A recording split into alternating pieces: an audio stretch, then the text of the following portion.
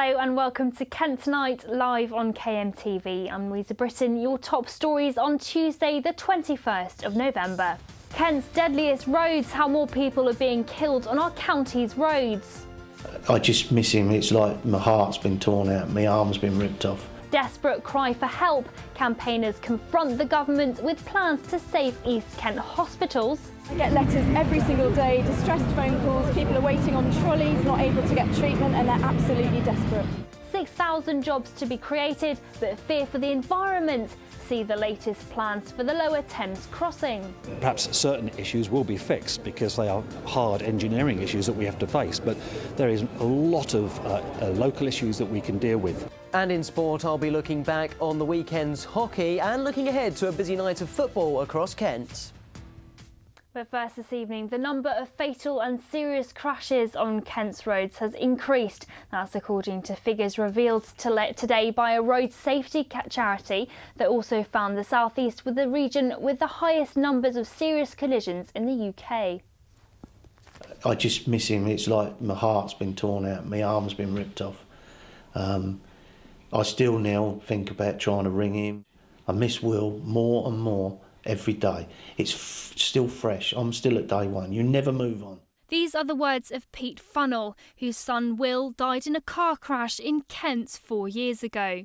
But according to new figures released today, more and more people are losing their lives or are being seriously injured on Kent's roads. New research by the charity the Road Safety Foundation and motor insurer Ageas found there's been an 18% increase in the number of fatal and serious crashes in the county since 2010-2012. That's the second largest increase in the country, and particularly telling as nationally there's actually been a decrease of 4%.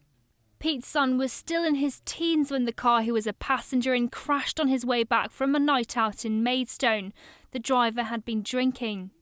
I just miss Will all round. He was he was my hero, he was my friend, he was my son. We were like two peas in a pod. He was just an inspiration. I just loved being round him, even if we were doing the most mundane thing. Overall, the South East has been named as the region with the UK's highest rate of fatal and serious crashes, meaning that as an individual you're more likely to be involved in a serious crash on these roads than anywhere else in the UK. And in Kent, two roads stand out as the most dangerous. These are the A252 near Ashford and the A255 in Thanet. But Kent police say this increase could be down to a new reporting system. We can't compare like for like at the moment because this is the data that you've received is the first year's data we've had on that new system. So as a result of that, we're going from what was a paper-based system to now a computer-based system. So that will give the disparity in the figures, yes. What we have seen as well is from data that's been collected through the partners, driver behaviour accounts for up to 96% of accidents. So not just defects in the roads or the defects in the vehicles, but driver behaviour. And I would really urge that drivers take responsibility for their actions behind the wheel.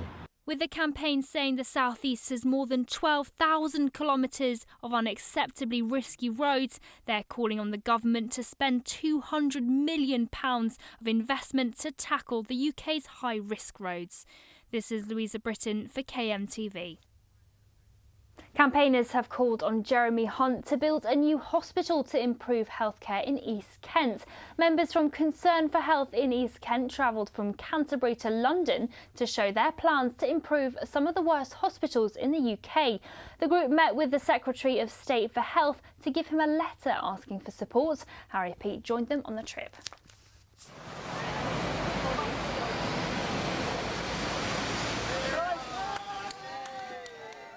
This was the moment where the future of hospitals in East Kent could have been decided.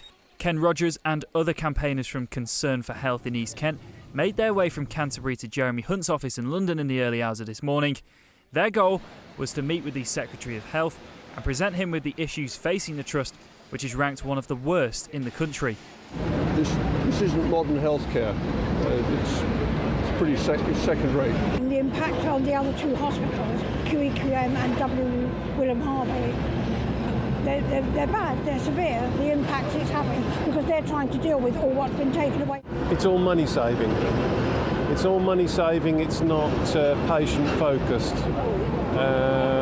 The outcome that people are looking for is a save of money. In Canterbury, when I've been there recently, in some ways it's like the Marie Celeste, because the services that have been taken away, it's made it underused.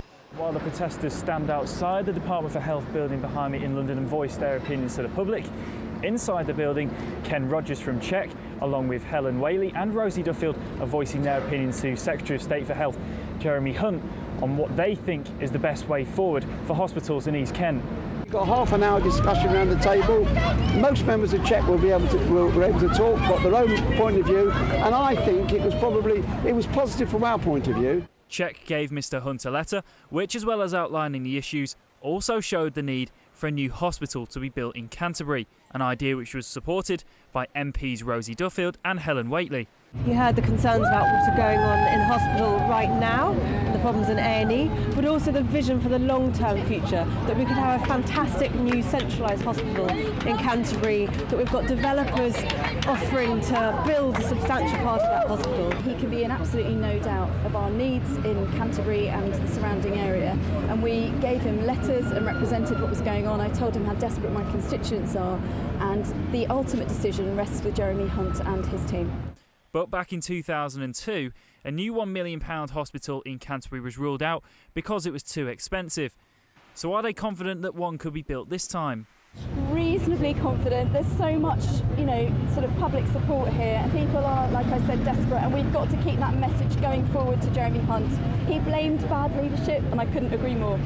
The cards now rest with Jeremy Hunt to decide how to rebuild East Kent's hospitals back to their best. Harry Peat for KMTV in Westminster. Now, a man from Sittingbourne's been reacting to Zimbabwe's President Robert Mugabe's resignation this afternoon after the country's army took over. Mugabe had previously refused to resign despite last week's military takeover and days of protest. The country's leader has been in power since the 1980s. Well, I'm on the line with Ben Freeth from Sittingbourne, who's actually in Zimbabwe and who's had run-ins with the Mugabe regime in the past. So, Ben, what's it like in Zimbabwe at the moment?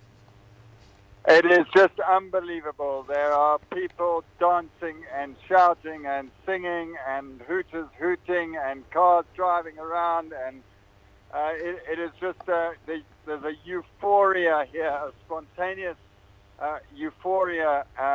It's dark, but everyone is just so excited.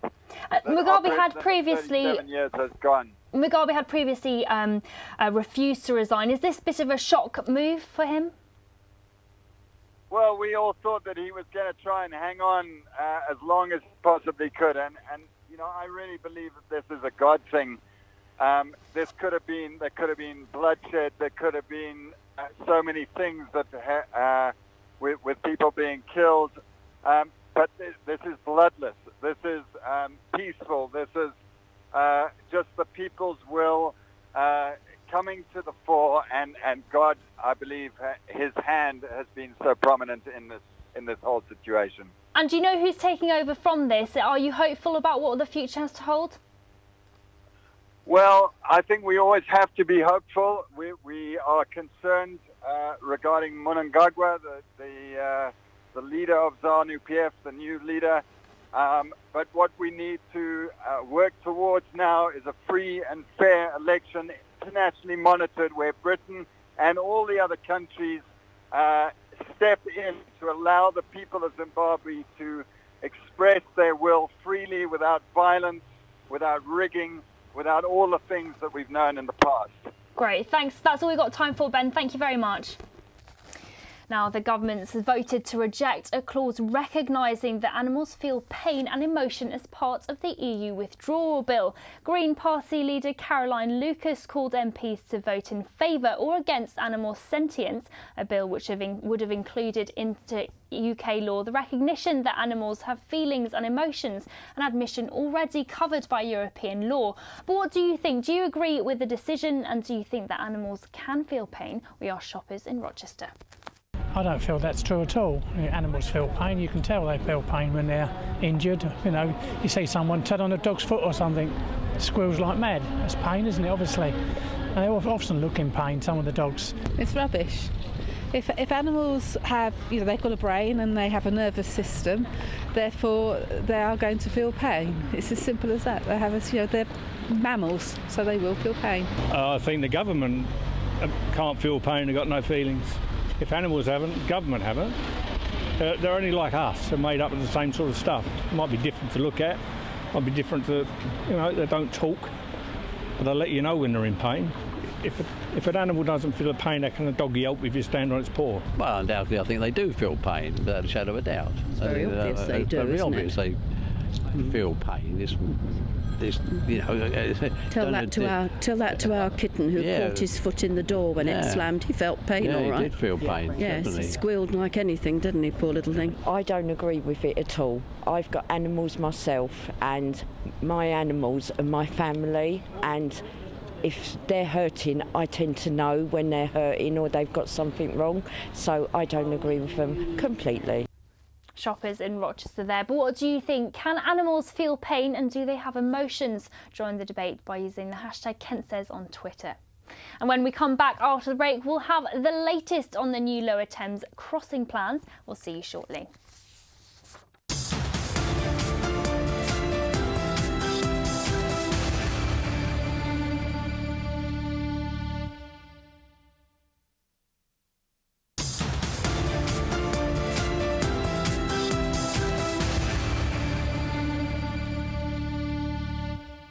Welcome back to Kent Tonight, live on KMTV. Your top story this evening. More people are being killed on Kent's roads. That's according to figures released today by a road safety charity. The research also found the South East was the region with the highest numbers of serious collisions in the UK.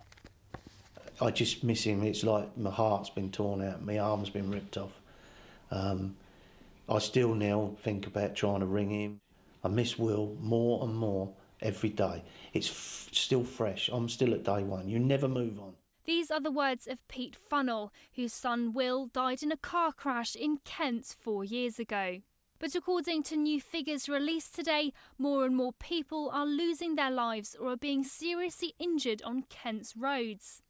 New research by the charity the Road Safety Foundation and motor insurer Ageas found there's been an 18% increase in the number of fatal and serious crashes in the county since 2010-2012.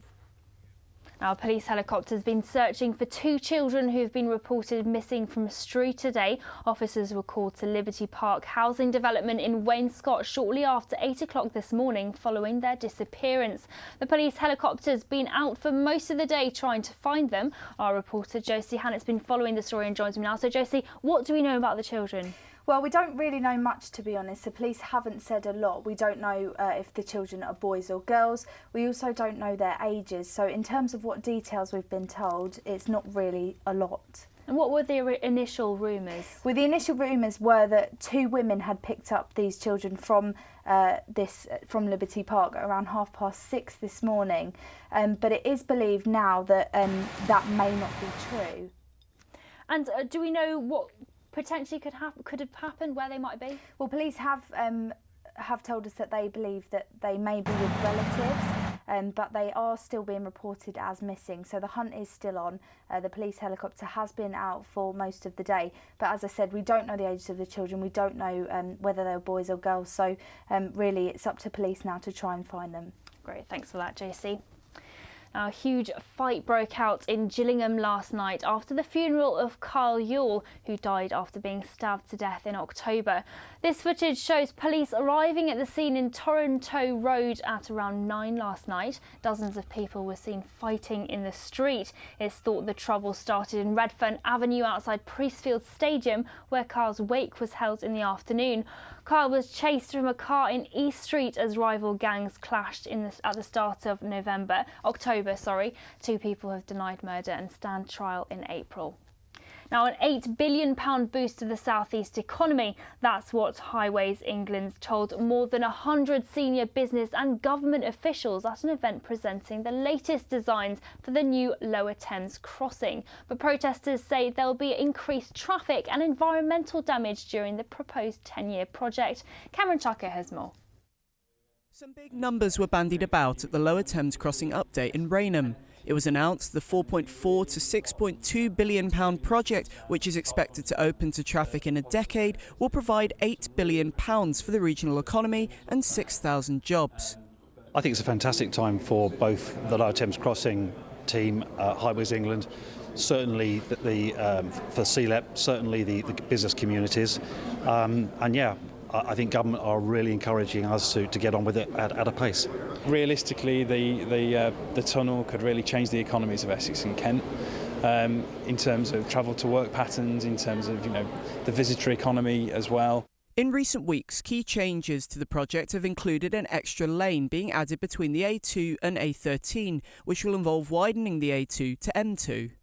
Highways England have said the changes will improve traffic flow, but with the current crossing already handling 6 million journeys above its capacity, some commentators have been left wondering why there weren't 3 lanes in the original plans. There have also been concerns raised about the level of traffic and pollution the project could cause, issues Highways England will be looking to address in the forthcoming public consultation. Perhaps certain issues will be fixed because they are hard engineering issues that we have to face, but there is a lot of local issues that we can deal with, from embankments to fencing to access points to landscaping. There's so much for people to get involved with, and we need to get their view on it. Plenty of positive rhetoric and support from business leaders in Rainham today, but fears of more scenes of tailbacks and the impact on the environment this will have mean those behind the project aren't ruling out further changes. Cameron Tucker, KMTV, Rainham.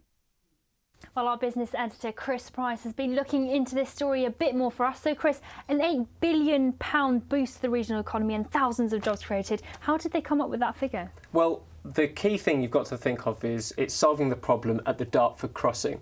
So it's been at overcapacity for a number of years and is set to get even more congested in the years ahead.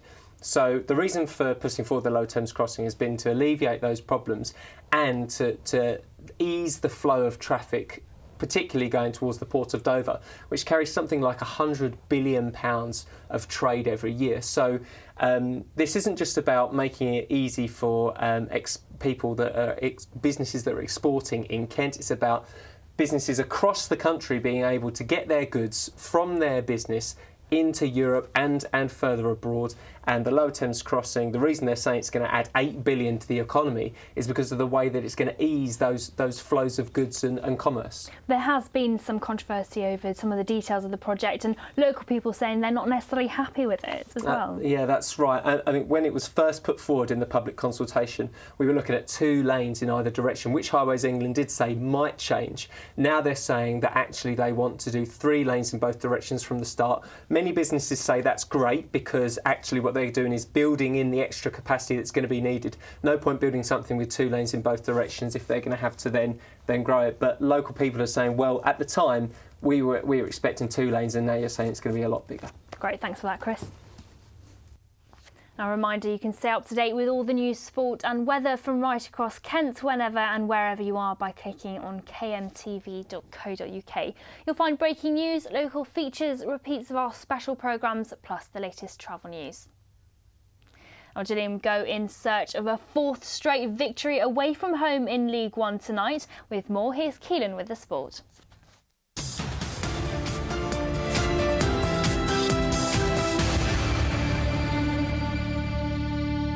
We'll begin today with a look back on the weekend's hockey. It's been a tricky start for the majority of Kent sides in the Premier Division. So did they fare any better this week? Well, here's how they got on.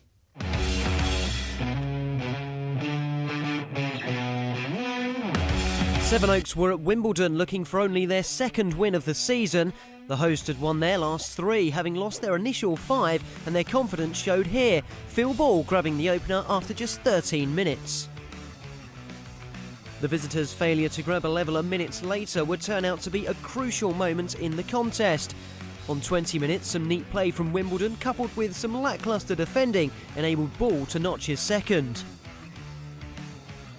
The defending from Sevenoaks left a lot to be desired throughout the match, none more so than when Ball was able to round off his 19-minute hat-trick. They've lost possession and Phil Ball's finding another one! Sevenoaks needed something special in the second half, but instead it got worse. Ed Haller's shot was blocked on the line by a foot. allowing Ian Lewis to do the rest from the spots. It was now a case of just trying to get on the scoreboard, but they found an informed James Bailey in their way. At the other end, it was 4 for Phil as Ball swooped home to make it 5-0. And he converts again, a 4th goal for Phil Ball. The punishment didn't end there. Ed Haller was the star against Kent rivals Canterbury last week. He got on the score sheet here to hit Sevenoaks for 6. By that time, it was purely damage limitations for the away side. Confident shot, this long ball over the top found Ben Arnold, and it was far too easy for him to make it 7 in the final minutes. Sevenoaks remained 9th, only denied bottom spot on goal difference. Elsewhere, top of the table Beeston ensured Canterbury remained bottom after dismantling them 5-0. Holcombe are mid-table following a 3-2 reverse at Hampstead and Westminster. Twice the Hulks levelled in the fixture, including a wonderful solo effort from Richard Lane, but the hosts clinched the points at Paddington Rec. In the Women's Premier Division, there were better results but still no victories. Holcombe picked up their 5th draw of the campaign at Leicester as Durkee Chamberlain struck inside the final 10 minutes to secure a point. And bottom of the table Canterbury almost caused a shock against league leaders Birmingham, but the visitors blew a 2-0 half-time lead, meaning they're now 2 points behind 9th placed Bowden.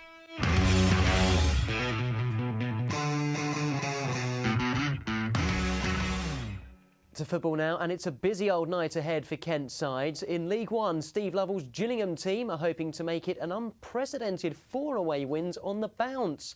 The Gills visit Blackpool at Bloomfield Road tonight, hoping to move further clear of the relegation places. The Tangerines are exactly mid-table in League One, and Steve Lovell will be forced into making at least one change from the 1-0 win at Walsall on Saturday. Max Amer's suspension after his red card could see a return to the starting lineup for fit again Ben Nugent. Kick-off is at 7:45. And I'll be taking a look at the games involving our National League sides later on in the programme, so make sure you join me then.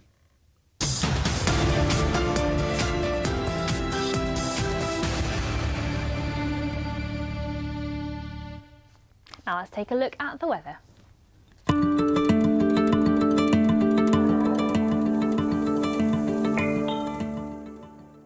This evening will remain warm and dry with temperatures of 13. In the morning we'll still have a bit of sunshine near the coast with a slight breeze. By the afternoon the skies will clear and Folkestone will see highs of 15. Thursday will be mainly cloudy with the occasional shower. Friday will be overcast and Saturday will see sunny spells and some rain.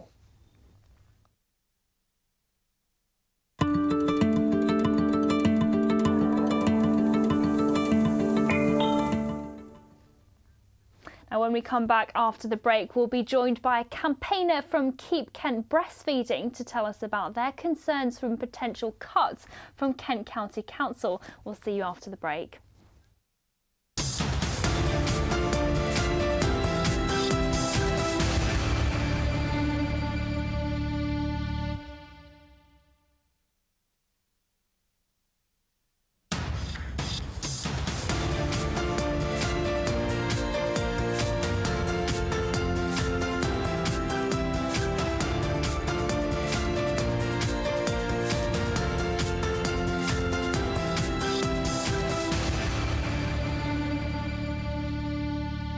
Hello and welcome to Kent Tonight, live on KMTV. I'm Louisa Britton. Your top stories on Tuesday, the 21st of November. Kent's deadliest roads, how more people are being killed on our county's roads. I just miss him. It's like my heart's been torn out, my arm's been ripped off. Desperate cry for help. Campaigners confront the government with plans to save East Kent hospitals. I get letters every single day, distressed phone calls, people are waiting on trolleys, not able to get treatment, and they're absolutely desperate. 6,000 jobs to be created, but fear for the environment. See the latest plans for the Lower Thames crossing. Perhaps certain issues will be fixed because they are hard engineering issues that we have to face, but there is a lot of local issues that we can deal with. And in sport, I'll be looking back on the weekend's hockey and looking ahead to a busy night of football across Kent. More people are dying on Kent's roads. That's according to figures released today by a road safety charity that also found the South East was the region with the highest numbers of serious collisions in the UK. I just miss him. It's like my heart's been torn out, my arm's been ripped off. I still now think about trying to ring him. I miss Will more and more every day. It's still fresh. I'm still at day one. You never move on. These are the words of Pete Funnell, whose son Will died in a car crash in Kent 4 years ago. But according to new figures released today, more and more people are losing their lives or are being seriously injured on Kent's roads. New research by the charity the Road Safety Foundation and motor insurer Ageas found there's been an 18% increase in the number of fatal and serious crashes in the county since 2010-2012. That's the second largest increase in the country, and particularly telling as nationally there's actually been a decrease of 4%. Pete's son was still in his teens when the car he was a passenger in crashed on his way back from a night out in Maidstone. The driver had been drinking. I just miss Will all round. He was he was my hero, he was my friend, he was my son. We were like two peas in a pod. He was just an inspiration. I just loved being round him, even if we were doing the most mundane thing. Overall, the South East has been named as the region with the UK's highest rate of fatal and serious crashes, meaning that as an individual you're more likely to be involved in a serious crash on these roads than anywhere else in the UK. And in Kent, 2 roads stand out as the most dangerous. These are the A252 near Ashford and the A255 in Thanet. But Kent Police say this increase could be down to a new reporting system. We can't compare like for like at the moment because this is the data that you've received is the first year's data we've had on that new system. So as a result of that, we're going from what was a paper-based system to now a computer-based system. So that will give the disparity in the figures, yes. Next tonight, a campaigning group to protect breastfeeding services in the county are concerned about potential cuts by Kent County Council. Officials have launched a second public consultation into changes to the infant and breastfeeding support services. Keep Kent Breastfeeding is concerned the council might be cutting the number of specialist breastfeeding groups from 17 a week to 4. Well, I'm joined now on the sofa by Caroline Mitford from Keep Kent Breastfeeding. So, Caroline, what are some of your concerns with Kent County Council's proposals? So the main concerns would be that currently we have quite a good service in Kent, one of the best in the country I think. We currently worried that if they do cut the services, so at the moment 100 clinics run, so at the moment that there are 17 specialist clinics in the county. They want to drop them to 4 clinics. So basically, as a mum now, I can walk down once a week to my local clinic. I can get seen by a specialist lactation consultant without an appointment straight away. Under the new proposals, Health Visiting will take over the specialist role. They will be the intermediate level of support. We do have peer support groups which are run by the PS Breastfeeding Support, which are the current service provider. They'll continue, and then there'll be very limited lactation specialists, only 4 clinics a month. So we're concerned that the intermediate level support will be done by the health visitors, and they don't have the same quality or length of training as the specialists have. Well, we actually asked Kent County Council for a comment on this because we knew you were coming on, and they said that their focus has been on making sure that the offer from the NHS Health Visiting Service is appropriate and that they'll meet the needs of all Kent families, including breastfeeding services. Do you think that this is correct? So I think that the health visitors do a really good broad job. They do have contact with all mothers and all families pretty much. So it's a really good start point. And I think perhaps we're not saying that health visiting shouldn't take over. I think it's at this stage the way it happens. So the health visitors have training. When they become a health visitor, they do have training in breastfeeding support. They also undergo some specialist training afterwards, but it's only days worth of training, a few days. Whereas the lactation consultants, the breastfeeding counsellors, they do minimum 2 years training just in breastfeeding. So by the very nature of that, they are more kind of specialist, and there's better quality of care. That's my main worry. And how important is it for mothers breastfeeding to have these sorts of support? It's really important. So when you've had your baby, you need to feed your baby breast or bottle every 2 to 4 hours. This isn't a breast versus bottle debate. It is just about mums having choices and about having support to make the choices they want to feed their babies the way they want to. So it's so important that, because breastfeeding is natural, but it doesn't always come naturally. There was a report come out in the summer from the Royal College of Paediatrics and Child Health, and the natural but naturally quote comes from their president. So in the first day after you come home, you can be in so much pain, you can be in tears, it can be so difficult to feed your baby, that can continue for weeks or if not months. And if you do stop feeding them, it's a difficult thing to go back and start again with breastfeeding. And if a mum desperately wants to do it, it can be a big impact on her as a woman not to be able to. Great, thanks ever so much Thank for you that. very Thank you. Now, MPs have voted for the rejection of a bill saying that animals are capable of feeling pain and having emotions. The clause was up for inclusion in the EU withdrawal bill after Green Party leader Caroline Lucas called her peers to a vote. But Parliament has voted against the admission of animal sentience, which is currently covered by EU law. But what do you think? Do your pets at home have feelings, and what do they feel? We asked shoppers in Rochester.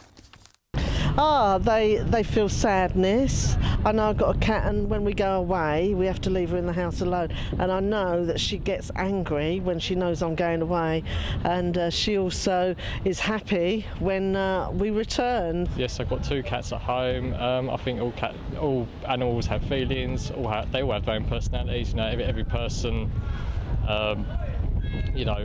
owns a pet will say that their dog, their cat, their rabbit will have, some sort of personality quality that you won't instantly see yourself. Well, I think they have emotions as well as physical feelings. You know, there's no doubt, when animals are upset, they make it very obvious. We had a cat who actually had cancer and we didn't realise it at the time, and he took to sitting in the living room facing away from the whole of the rest of the family. They feel, they hurt, they think, they know. In fact, some animals are more intelligent than people. Their eyes tell you, like my dog, if she's not happy, you see it in her face and her ears go down. So to me, all animals have just as much feelings as us ourselves. Shoppers in Rochester there. But what do you think? Do your pets have feelings, and what do they feel? Join the debate by using the hashtag KentSays on Twitter. Now, don't forget that you can keep up to date on all things going on in Kent by visiting our website kmtv.co.uk. You can check out some of our latest stories from across the county, like this video of a man who walked thousands of miles for the RNLI.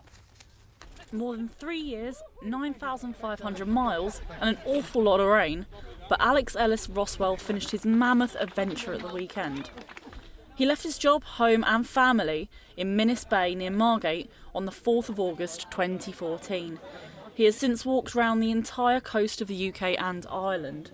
And in doing it, he's raised more than £70,000 for the RNLI. He's visited every single lifeboat station along his way and has had to rely on the kindness of strangers for help and encouragement.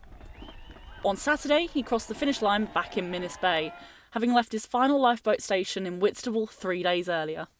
He returned to a champion's welcome, with people coming from far and wide to cheer him over his last few metres. We're here to help welcome Alex back. We first met him about 18 months ago at Flint, which is our local station up on the North Wales coast. And he's a great chap. We've been following him on Facebook ever since. And about 8 or 9 months ago, we got in with his mum, who's down there on the finishing line. She made comments, she liked a statement that I made to him about looking after himself and listening to what his mum said in uppercase letters, so it sort of meant I was shouting at him. It was just something we had to do today. We're both RNLI fundraising supporters. I spoke to him to find out more about this incredible feat and why he chose to support the RNLI. It's amazing to have finished. Obviously, I'd left this point 3.5 years ago, and since then walked around the whole coast of England, Wales, Scotland, the Isle of Man, Ireland, all the way up to Shetland, all the way back down. Raised nearly 70 grand so far. I've done 3 winters now, walked through 3 winters. First one was down in Cornwall, second one was like on the west coast of Ireland, third one, 2016, was like obviously up in the Outer Hebrides, which you can't get much more further north and west than that. So, but it's just the support of people and the kindness and stuff like that that really got me through all those difficult points. This beach where I started and where I finished today. We used to walk the dog here every morning and in the evenings and stuff, so I've got so many childhood memories here. Having come from East Kent, I've always been around the coast and on the coast, and so the lifeboats has always been such an important charity for living on the coast. They save 23 people every single day, and that's it, and they don't get any money from the government or anything like that. So. Now that it's all over, it's just about time for Alex to put his feet up and have a well-earned rest. This is Poppy Jeffrey for KMTV in Margate. Coming up after the break, Keelan will be here to look ahead at this evening's football. Plus, we've got a linguistics expert to tell us about an interesting way in which our language is changing. Find out more after the break.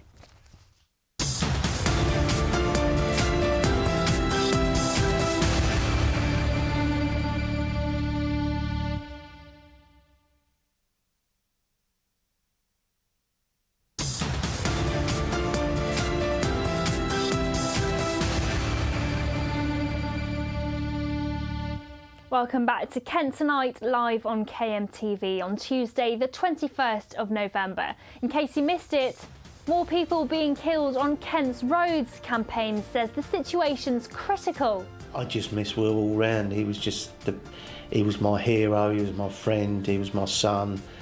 We were like two peas in a pod. He was just an inspiration. Build Us a New Hospital campaigners confront the government with plans to save healthcare in the county. If you went into Ashford or Margate today, there would be a chance of you sitting waiting in A&E for up to 15 hours.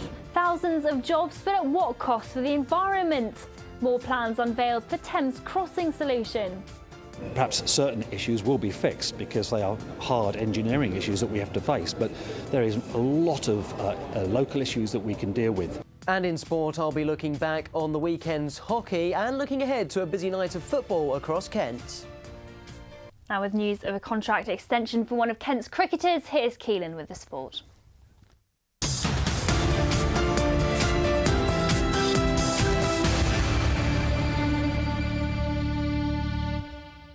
Before that, Keelan, it's going to be a busy evening of football for Kent's teams in the National League. Yeah, absolutely. These three men here will be leading their sides out. Jay Saunders, Daryl McMahon and Chris Kinnear. And as for Chris Kinnear's Dover side, they go away to Dagenham, who are at 9th in the National League table. As for Dover, they are top of the table. That 1-1 draw with Leyton Orient at the weekend, keeping them there despite conceding a goal inside the last 10 minutes. And it's really tight in the National League. Dover have been probably better away from home so far this season because, a bit like Gillingham at the moment, when they do play at home, they found it difficult to break teams down, and that's something you can certainly say for Jay Saunders' Maidstone side as well. They host Boreham Wood in the National League this evening. Maidstone 5th in the table, Boreham Wood 10th. Really tight as you get in towards those playoff positions in England's 5th tier. And for Maidstone, 7 wins on the bounce away from home, but at home is where they've struggled this season. 1-0 against bottom of the table Solihull Moors on Saturday really emphasised that. So a chance for them to right the wrongs at the Gallagher Stadium this evening. And as for Daryl McMahon's Ebbsfleet side, they go away to Woking, which is another crucial game. Ebbsfleet 11th in the table after they lost 2-0 at Wrexham at the weekend. Some interesting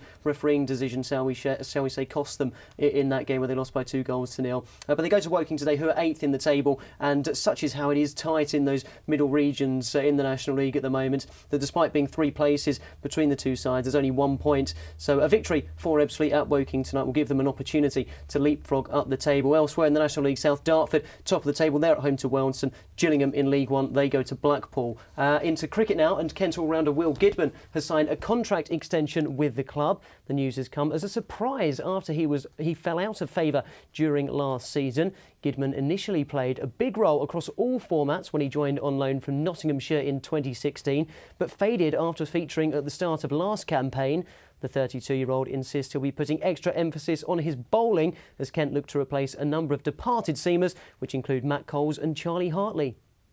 West Kingsdown's Rod Burley has broken the record for the most wins in British motor racing history, just 2 weeks after he was rushed to hospital following a near-fatal crash. This was the 130 mph collision the Ford Escort driver suffered at Brands Hatch a fortnight ago. But a victory at the same venue in his class on Sunday meant he picked up his 626th victory, surpassing car racing legend Jerry Marshall. That's all your sport for today. I'll round up the results from this evening's football, plus more for you tomorrow.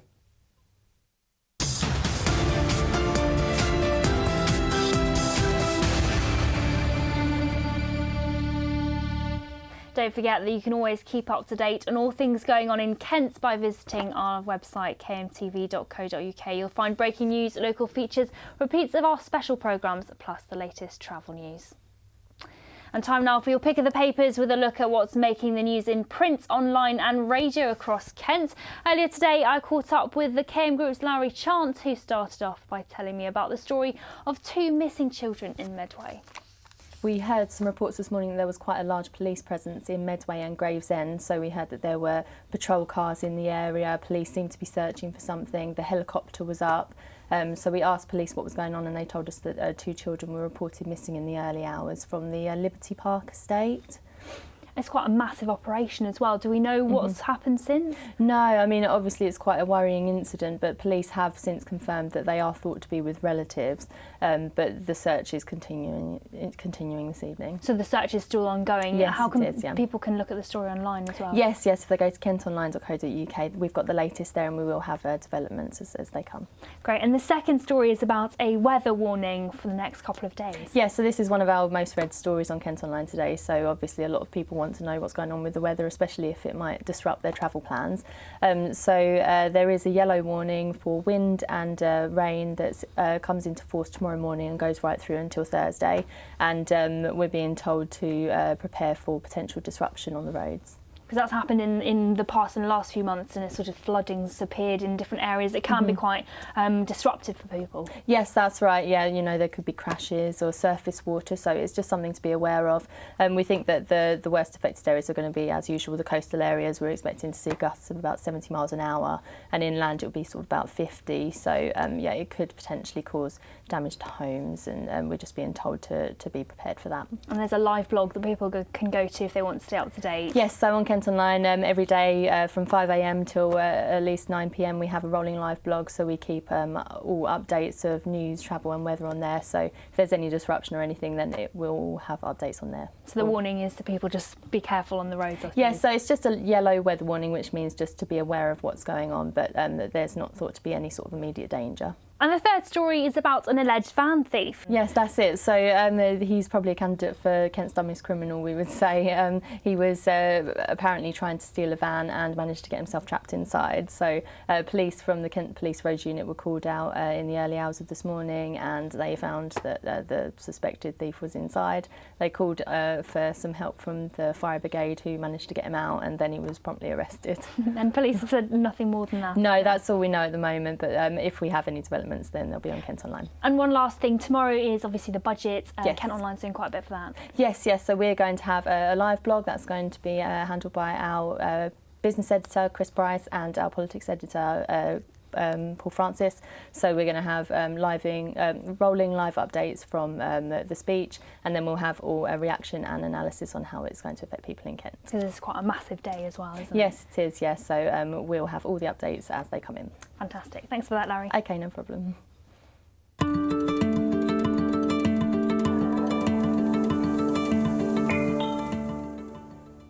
Tonight will be nice and dry with temperatures staying around 13 degrees. Tomorrow morning is looking brighter with some sunny spells expected near Ashford. It's looking nice and sunny for the afternoon though, with Folkestone set to see highs of 15 degrees. Looking towards the rest of the week, and it's going to be mainly cloudy until Saturday, when we can expect more sunshine and a bit of rain.